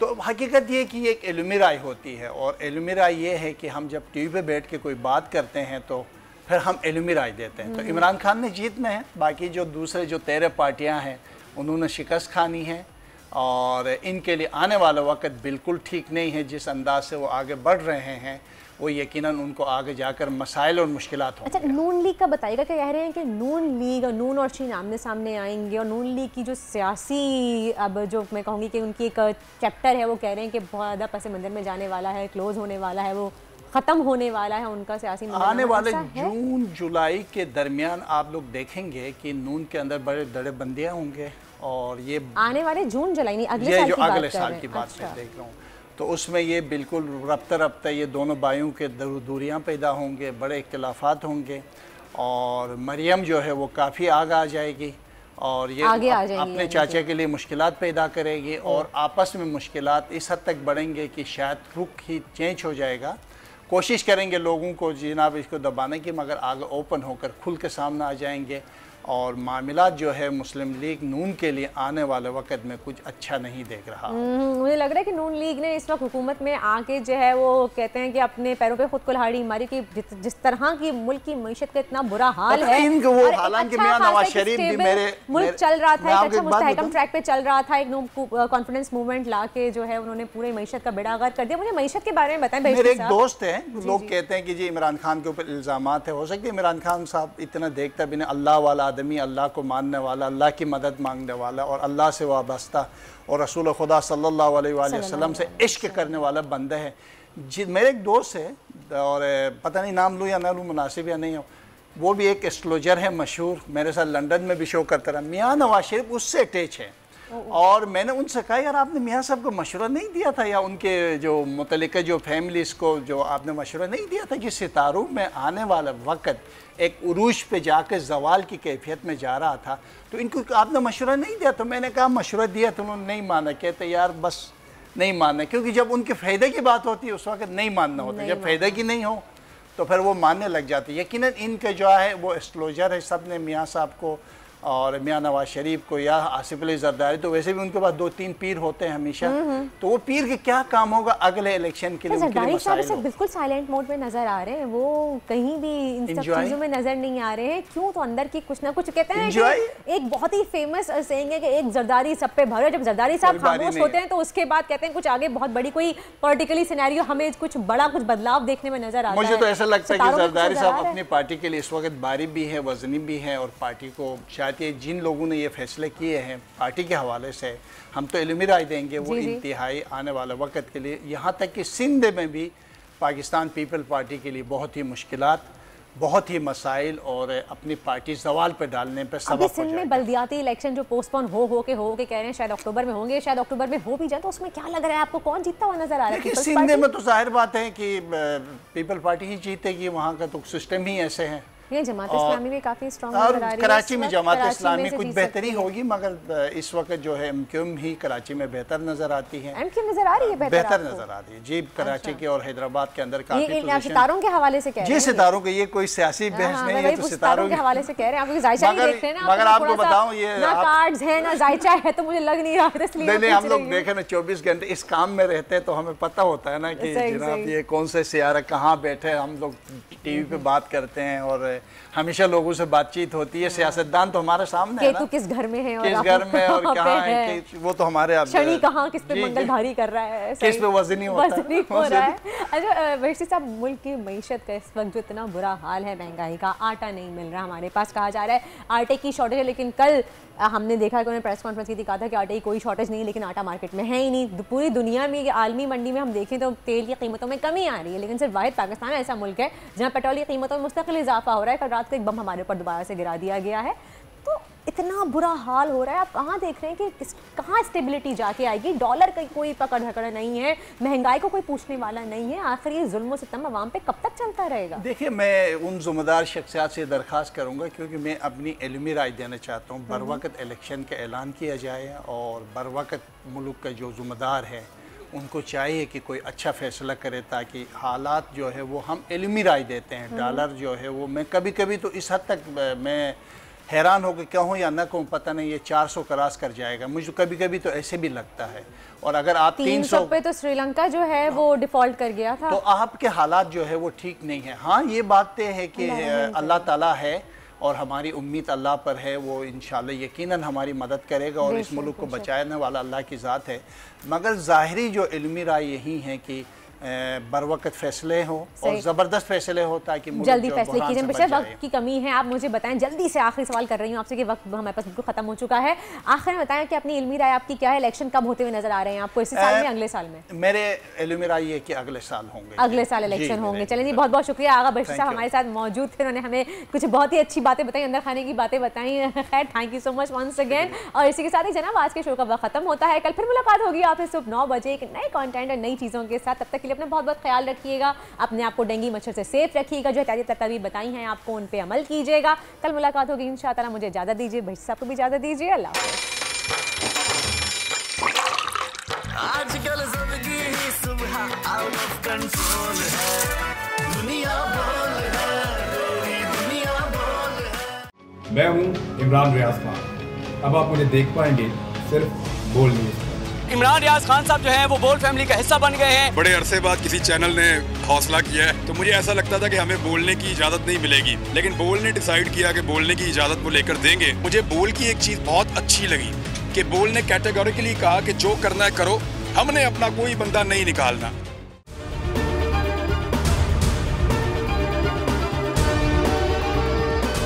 सबसे ज्यादा व्यूज, सबसे ज्यादा रील्स और सबसे ज्यादा रेटिंग के साथ बोल अब भी नंबर 1 पोजीशन पर बरकरार। सब्सक्राइब करें और बेल दबाएं ताकि कोई खबर रह न जाए।